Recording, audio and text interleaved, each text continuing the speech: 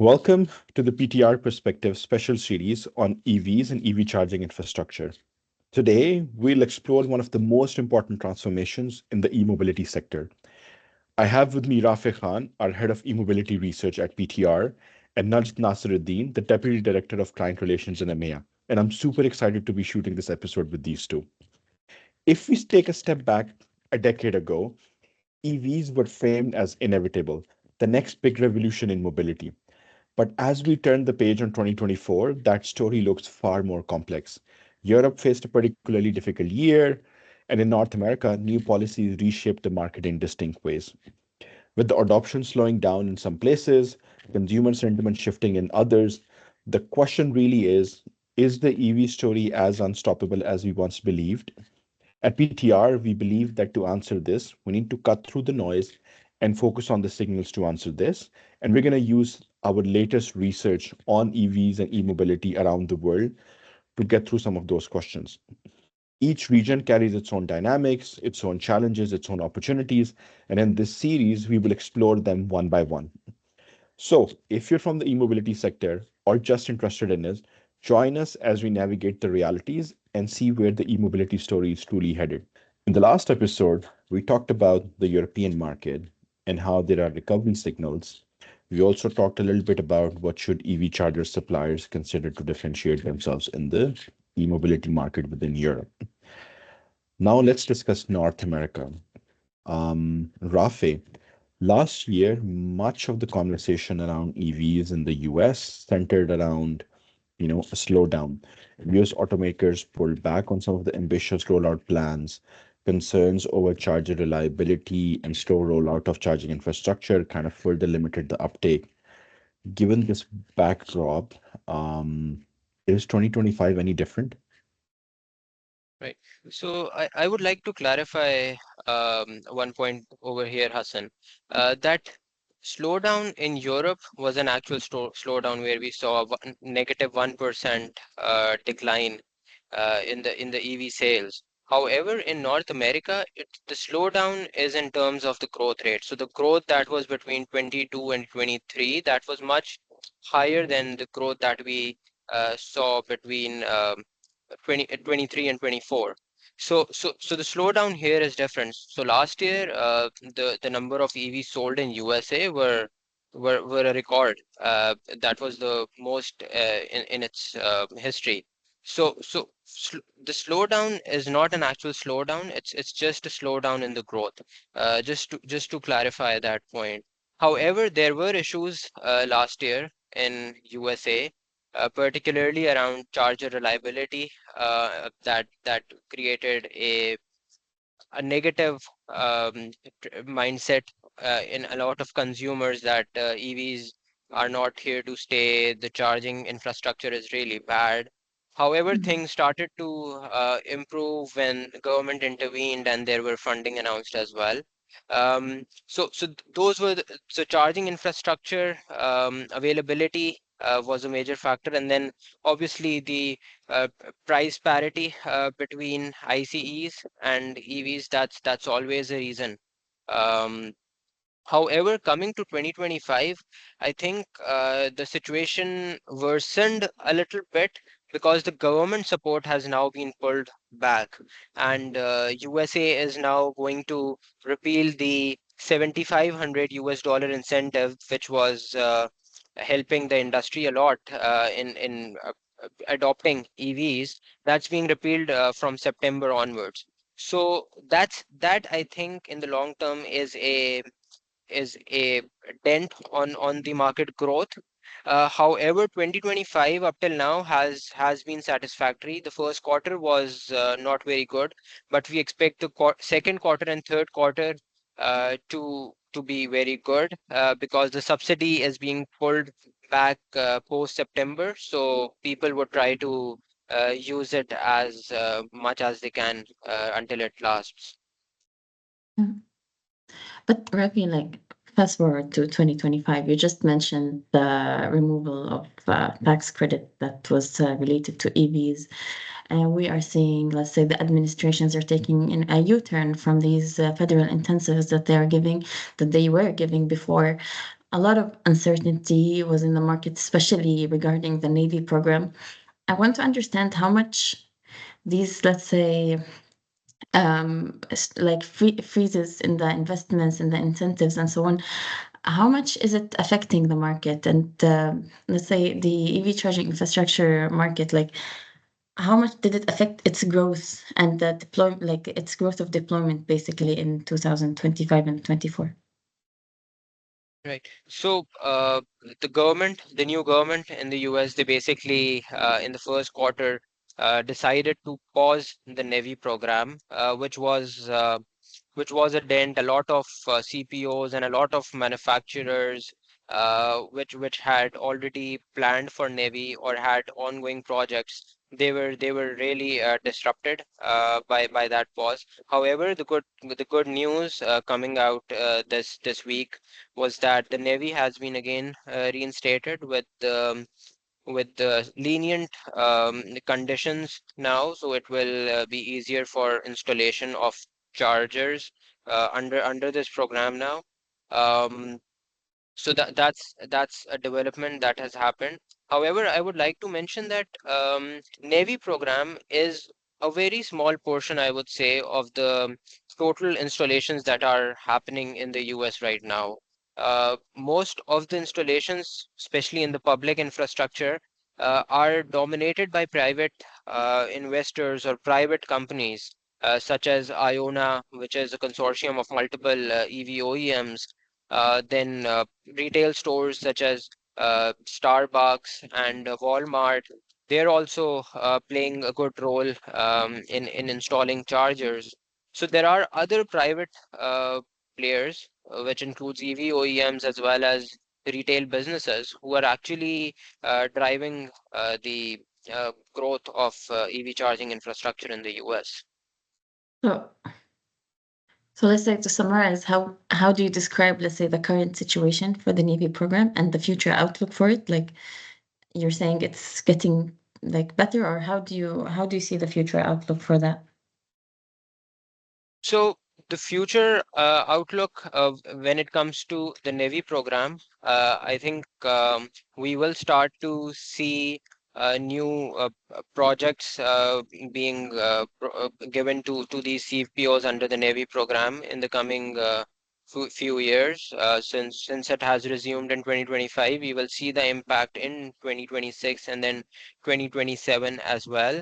Um, Apart from that, so the Navy program, when it was paused at the start of this year, before that, a lot of Navy sites were commissioned and installed by different CPOs, and the count actually increased significantly by like almost 300%. The count increased in the Mm. past 1 year. So I would say that development is there, and Navy will keep this growth ongoing, and with the conditions of Navy program also more lenient now, we can expect a faster growth and faster uh, installations of chargers and projects under the NEVI program. So I would also like to mention a few NEVI guidelines which are now revised. So previously it was mandatory to have a charger every 50 miles, but the government now has removed that condition. So it means that CPOs are free to install chargers where they think the utilization would be more. So that's a positive sign when it comes to the utilization of chargers. CPOs can now better uh, control that, and they will only install chargers where there is required.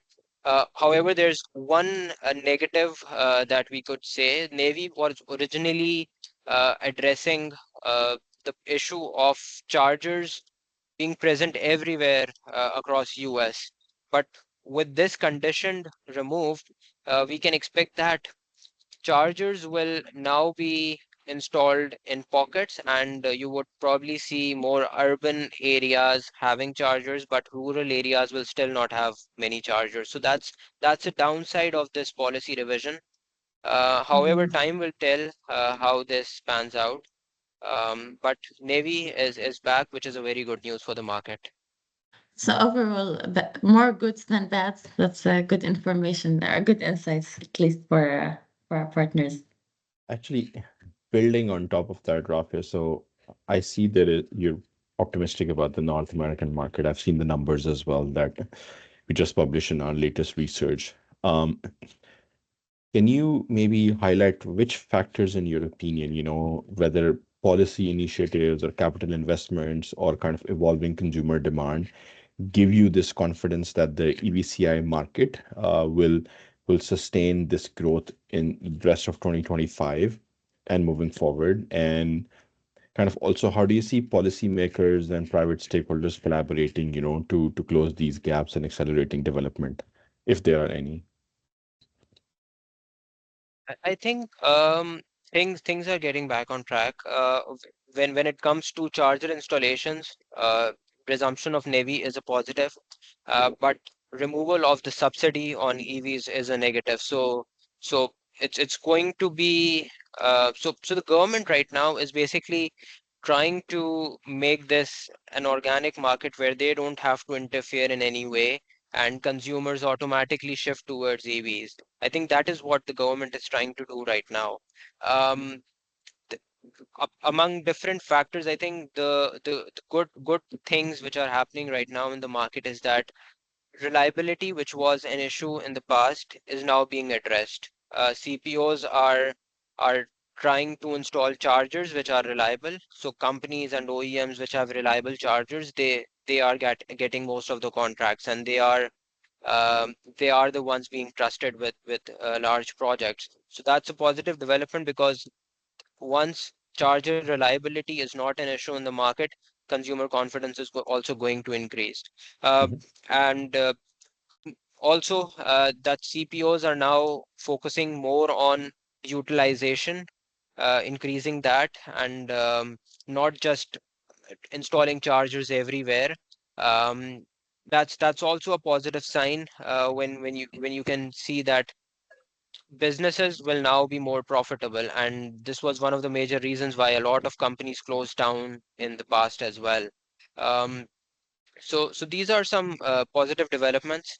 And then also, since I already mentioned about that, private investments are really important, and consortiums like Iona, and then EV charger OEMs such as Alpitronic, PTC Power, and all the local manufacturers partnering with these big retail chains.